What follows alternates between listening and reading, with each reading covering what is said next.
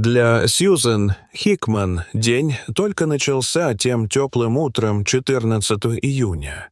Сначала она решила прогуляться, как обычно делала каждое утро. Но она понятия не имела, что в ее сад уже забралось странное существо. Сьюзен подумала, что прогулка по ее саду была бы идеальным способом укрепить ее отношения с Ханной и Руби, другими домашними животными. Однако в тот день произошло непредвиденное, и Сьюзен остановилась как вкопанная. Издалека она заметила бледно-голубое яйцо без каких-либо отметин на нем. Яйцо выглядело так, словно выпало из гнезда. На скорлупе была крошечная трещинка. Сьюзен опасалась за жизнь крошечного существа, которое все еще находилось внутри, но, услышав доносившееся из яйца чириканье, у нее появилась небольшая надежда. Когда ее радар любопытства запищал еще громче, она взяла яйцо странного вида, чтобы рассмотреть его поближе, и заметила еще одну трещинку в скорлупе. Вскоре из него начало появляться крошечное существо. Сьюзен сразу же влюбилась в маленького птенца, сидевшего у нее на ладони. И когда птенец полностью вылупился из скорлупы, она поняла, что яйцо принадлежало птице. Но она не могла сказать, что это за птица, поэтому обыскала свой сад в поисках каких-либо признаков птичьих гнезд, но не нашла ни одного. Она понятия не имела, откуда взялось яйцо. Именно тогда она решила немного поухаживать за птенцом, что было лучшим решением, чем оставить его там умирать, не так ли? Привезя новорожденного домой, Сьюзен соорудила импровизированный инкубатор и поместила в него птенца. Хотя у Сьюзен было не так уютно, как в тепле птицы-матери, она была полна решимости создать для новорожденного как можно больше удобств. И поскольку она впервые растила животное с перьями, она обратилась за советом к экспертам, и все они дали ей один и тот же ответ. «Они все предупреждали меня, что он, вероятно, не выживет», объяснила она в видео на своем канале YouTube. Хотя эти комментарии были не очень обнадеживающими, Сьюзен знала, что ее ждет, и по-прежнему была настроена оптимистично. В тот же день, несмотря на то, что она знала, что у птицы мало шансов пережить ночь, она все равно дала птенцу имя. Сьюзен назвала птицу «цыплялкой». В глубине души она надеялась, что этот птенец выживет. На следующий день крошечный птенец доказал, что в ближайшее время он никуда не денется, и, вопреки утверждениям опытных специалистов по реабилитации птиц, Клингер пережил эту ночь.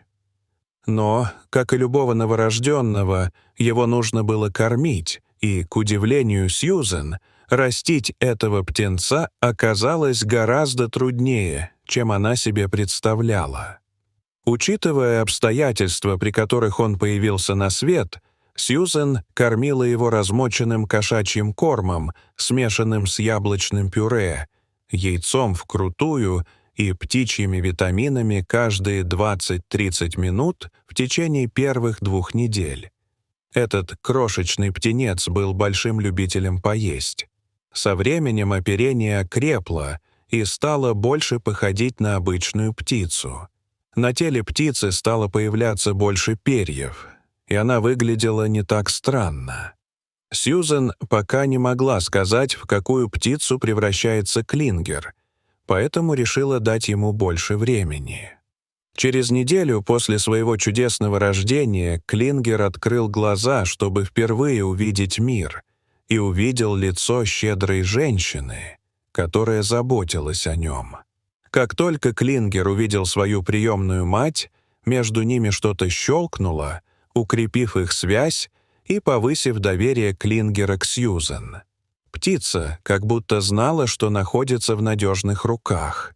После того, как у нее отросли перья, Сьюзен вскоре обнаружила, что Клингер — скворец, из-за его ярко выраженного короткого хвоста и длинного тонкого клюва.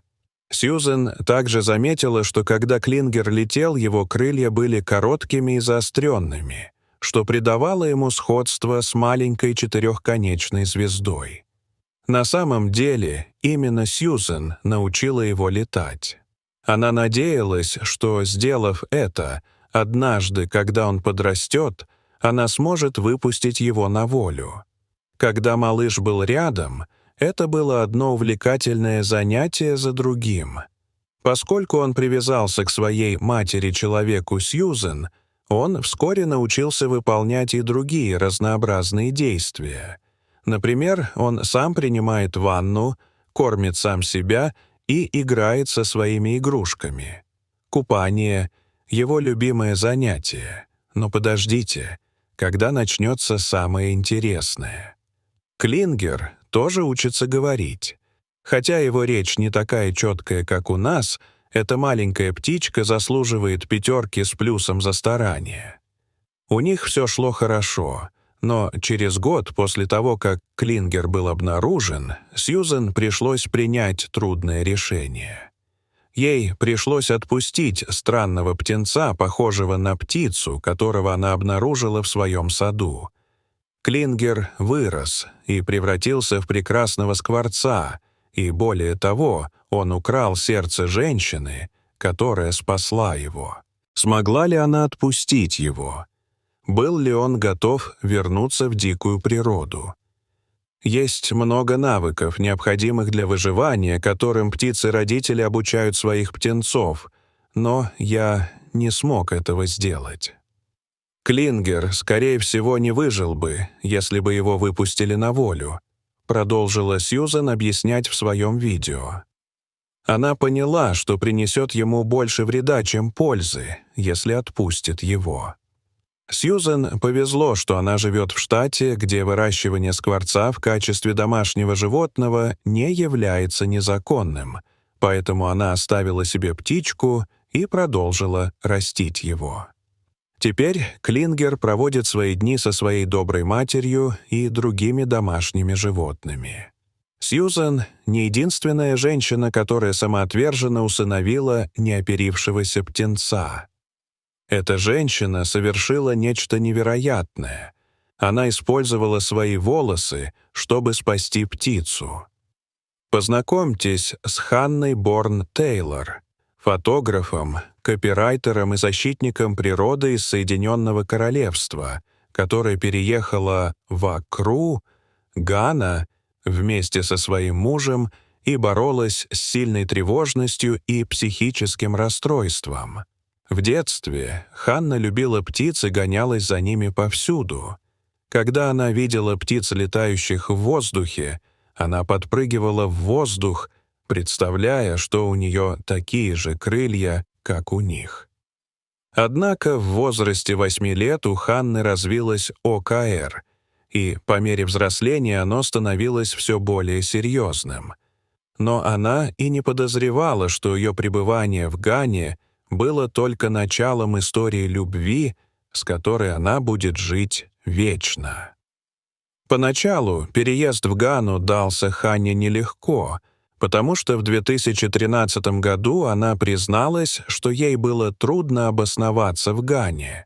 Она также рассказала, что ее психическое здоровье ухудшилось из-за чувства изоляции от всего, что она знала. Чем больше времени я проводила в одиночестве, тем более уязвимой и неловкой становилась. Как-то сказала Ханна.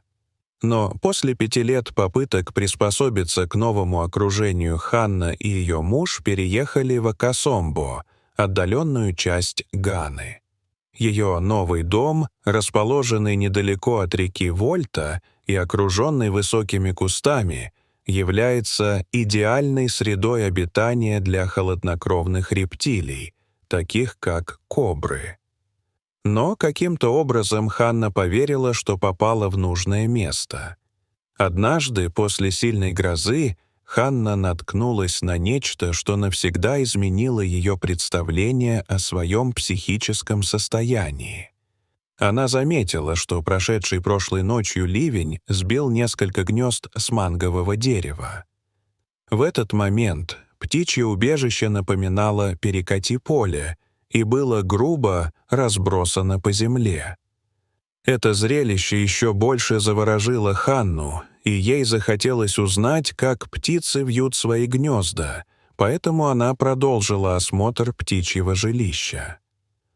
Подойдя ближе, она наклонилась, чтобы получше рассмотреть, и заметила бронзово-крылого манекена-вьюрка, которому едва исполнился месяц.